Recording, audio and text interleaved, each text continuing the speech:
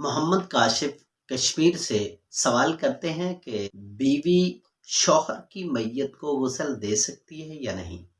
اسی سے متعلق دوسرا سوال، شوہر بیوی کی میت کو غسل دے سکتا ہے یا نہیں۔ یاد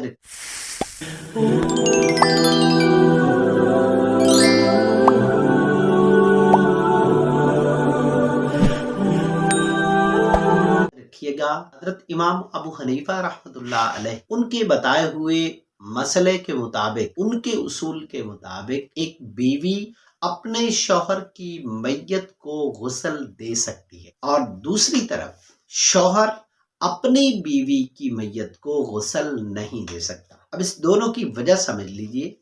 شوہر، اس کی بیوی جیسے ہی فوت ہوتی ہے تو وہ شوہر اس عورت کے لیے، اس بیوی کے لیے اجنبی ہو جاتا ہے، ان کا نکاح ٹوٹ جاتا ہے۔ اس عورت کی میت کو غسل نہیں دے سکتا، جبکہ بیوی،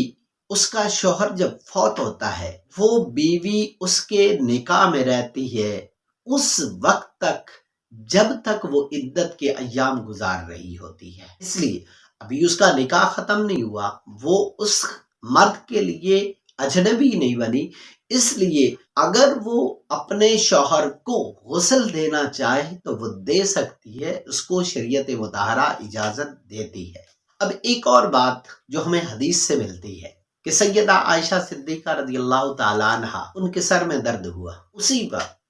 اسی ٹائم میں نبی پاک صلی اللہ علیہ وآلہ وسلم کے سر میں بھی درد ہوا، اور یہ سر میں درد جو ہوا اکٹھے یہ مرض الوفات میں ہو رہا ہے کہ نبی پاک صلی اللہ علیہ وسلم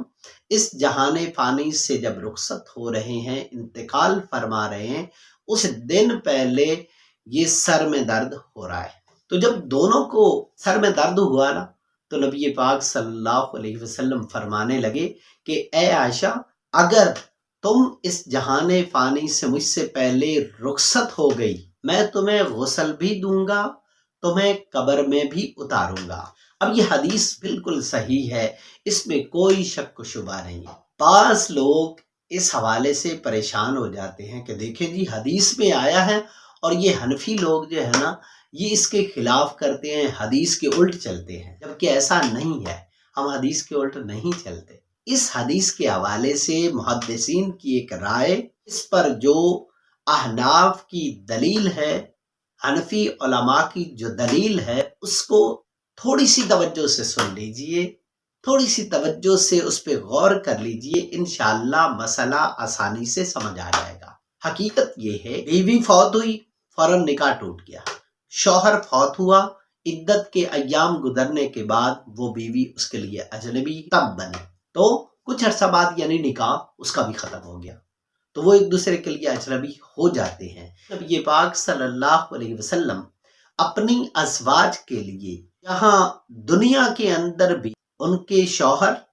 خامد کی حیثیت رکھتے، دنیا میں بھی ان کے شوہر، قبر میں بھی ان کے شوہر، آخرت میں بھی ان کے شوہر رہیں گے۔ نبی کی بیوی سے کوئی دوسرا نکاح نہیں کر سکتا، یہ بات پکی ڈھکی ہے، اس کو سب تسلیم کرتے ہیں، ان کا نکاح ٹوٹتا نہیں ہے، تو وہ غسل بھی دے سکتے ہیں۔ یہ تخصیص ہے نبی پاک صلی اللہ علیہ وآلہ وسلم کی، اس لیے اس مسئلہ کو تھوڑا سا توجہ سے اگر سمجھیں گے تو یہ جو غلطی عام طور پہ لگتی ہے نہیں لگے گی، بات صحیح طور پہ سمجھ آ جائے گی۔ امید ہے آج کا مسئلہ آپ کو آسانی سے سمجھ آ گیا ہوگا۔ اپنی نمازوں کا خیال رکھیے گا، اپنی دنیا بنانے کے ساتھ ساتھ آخرت کی فکر ضرور کیجیے گا۔ السلام علیکم ورحمۃ اللہ۔